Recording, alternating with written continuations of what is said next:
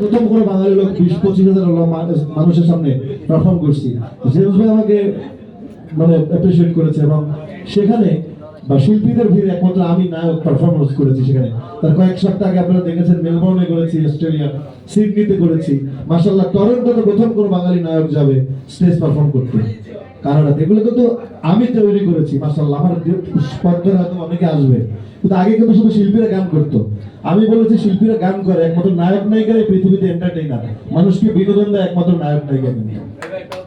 স্টেজে গান গাওয়া বলেন, আমি স্টেজে গড়াগড়ি করে পা নাড়াচ্ছি, ওটাই মানুষ আনন্দিত হচ্ছে, হাসতেছে।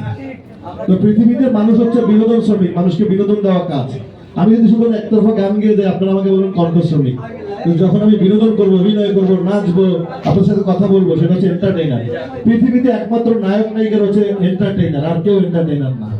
আর সবাই গান গায়, কেউ মিউজিশিয়ান জাদু দেখায়, ডান্সাররা ডান্স করে, কিন্তু একমাত্র অভিনেতা নায়ক নায়িকারা যারা এন্টারটেইনার বলা হয়, যারা সব সেক্টরে এন্টারটেইন করে মানুষ। তো আমি সেটা করেছি লন্ডনের ইতিহাসে এই বাঙালি ফেস্টিভ্যাল, যেটা বছরে একবার হয়।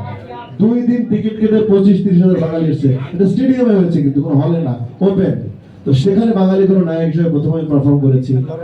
মেলবোর্নে কোনোদিন কোনো নায়ক পারফর্ম করিনি, আপনার ইতিহাস ঘাটতে দেখবেন। আই এম দ্য ফার্স্ট টক, সেখানে আমি পারফর্ম করেছি।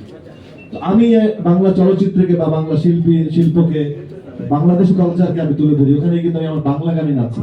আমি কিন্তু বড় করে সেখানে আমার বাংলাদেশের জাতীয় ফ্ল্যাগ আমি তুলে ধরি। বাংলাদেশ আমার, আমি মনে করি I am proud to be Bangladeshi.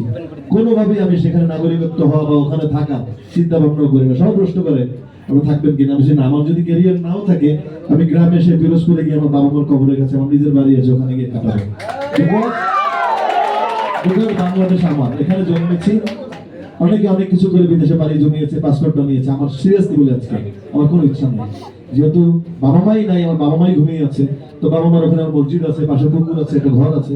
Career না থাকলে যদি আল্লাহ তাআলা নিয়ে যায় ক্যারিয়ার, ইনশাআল্লাহ ওখানে গিয়ে থাকবো। তো বিদেশের আমি থাকতে চাই না, এটা আমার মন টানে না। আমার 15 দিন 10 দিন ভালো লাগে, তারপরে আমি আপনাদের মিস করি, ভালোবাসা মিস করি, এত আমার প্রাণের কথা, ভালোবাসার কথা মিস করি। আমাদের সুন্দর, যদি অনেক সময় মানুষগুলো ব্যাড করে মিস করে, সামনে গেলে পেছন থেকে টানে, অনেক সমালোচনা, যারা বিদেশে নাই। আপনি একটা গাড়ি কিনলেন, বিদেশে দেখে বলে ওয়াও নাইস কার, আর এখানে নামে যাবে বন্ধুকে চিঠি দেওয়া, জায়েদ খানকে আপনি গাড়ি কিনলো, কবে এটা বের করতে হবে। দিস ইজ দ্য মেন্টালিটি আমাদের বাঙালি। এর মধ্যে চলতে হবে, এর মধ্যে এগোতে হবে, এর মধ্যে আল্লাহ তাআলার প্রতি বিশ্বাস রাখতে হবে, সৎ থাকতে হবে। আমি এত জোরে কথা বলি বিকজ আমার সৎ আর অনেস্টি আমার মধ্যে। আমি কোনো খারাপ কাজ, 2 নম্বর কাজের সাথে আমি জড়িত না। এই জন্য আমি আমার জোরে কথা বলতে পারি। আমার এই জন্য ভালোবাসা বেশি, বাবা মার দোয়া আমার সাথে। আমি নামাজ পড়ি, আমি আল্লাহকে বিশ্বাস করি, যার কারণে বিশ্বাস করে আমি লন্ডনের প্রতিটা শোয়ের আগে আমি নফল নামাজ পড়ে আমি গিয়েছি সত্যি করতে, যেন আল্লাহ তাআলা আমার সম্মান নিয়ে ফিরিয়ে আনে। তো সম্মান দেওয়ার মালিক আল্লাহ তাআলা, সম্মান নেওয়ার মালিক আল্লাহ তাআলা। আজকে এই পপুলারিটি, এই ক্যামেরা, একদিন আমার সামনে ক্যামেরা নাও আসতে পারে, it's a matter of second. সব পারে আল্লাহ তাআলা। তো বিশ্বাস করে আল্লাহকে, কাজটাকে ভালোবাসতে হবে, সৎ থাকতে হবে, আর পরিশ্রম করতে হবে, এর কোনো বিকল্প নেই।